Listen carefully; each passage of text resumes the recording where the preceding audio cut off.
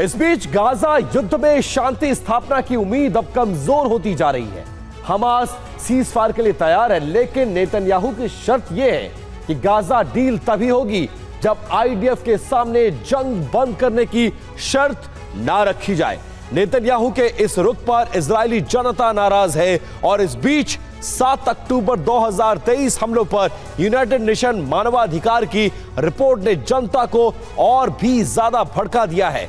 इस रिपोर्ट में दावा किया गया है कि इजरायली सेना ने 7 अक्टूबर को अपने ही नागरिकों की हत्या कर दी थी। इसे हैनिबल डायरेक्टिव कहा जाता है।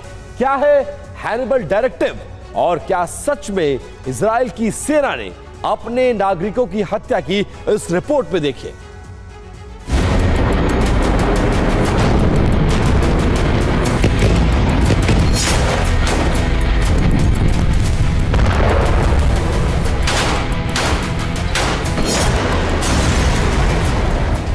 बीती रात भी इजरायली सेना ने गाजा के शिजैया कैंप पर हमले किए।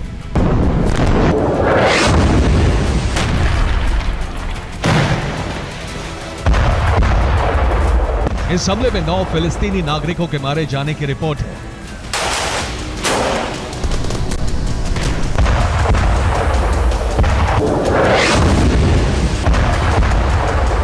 इसके पलटवार में गाजा की अल कुद्स ब्रिगेड ने भी इजरायली सेना पर हमले किए।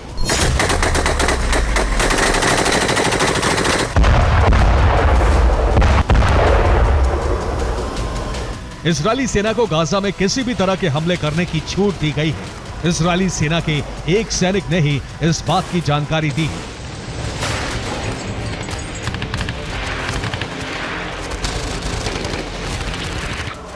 इजरायली सैनिक के मुताबिक पॉलिसी के तहत सैनिक अपनी मर्जी से फायरिंग शुरू कर सकते हैं। जरूरत पड़ने पर गाजा के मकानों में आग लगा सकते हैं। अगर महिला या बच्चों से भी खतरा महसूस हो तो उनको गोली मारने की छूट है। इस पॉलिसी को I am board so I shoot, यानी मैं बोर हो रहा हूं तो गोली बारी कर दी, नाम दिया गया है।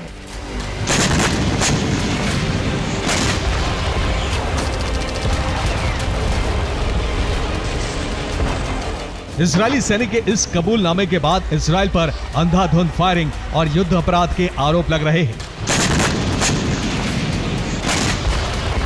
इजराइल में लोग लगातार सीज फायर और बंधकों की वापसी के लिए प्रदर्शन कर रहे हैं।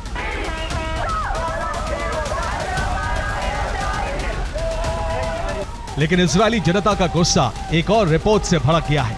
यह रिपोर्ट 7 अक्टूबर 2023 के हमलों पर आधारित है।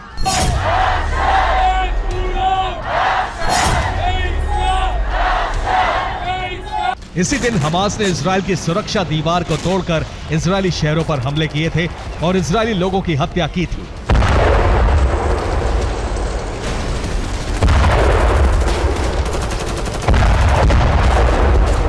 दो 200 से ज्यादा इजरायलियों को बंधक बनाकर गाजा ले गए थे।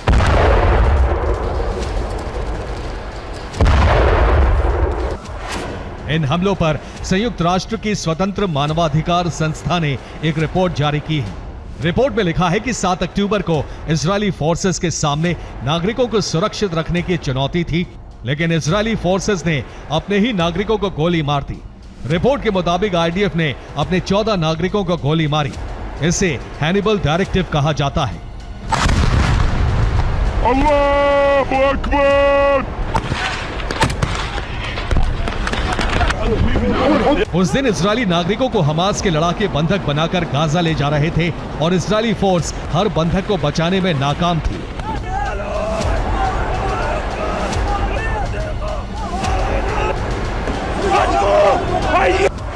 रिपोर्ट के मुताबिक इजरायली सैनिकों को हैनिबल डायरेक्टिव निर्देश जारी किए गए थे। कमांडर का आदेश था कि हमास के हर वाहन पर बम गिरा दिया जाए।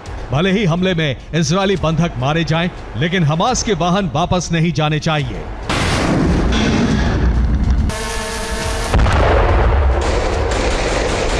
इजरायली सेना नहीं चाहती थी कि उसके नागरिक हमास की गिरफ्त में जाएं, उन पर अत्याचार हो या फिर हमास उनके जरिए इजराइल पर दबाव बनाए। इसीलिए हैनिबल डायरेक्टिव लागू किया गया।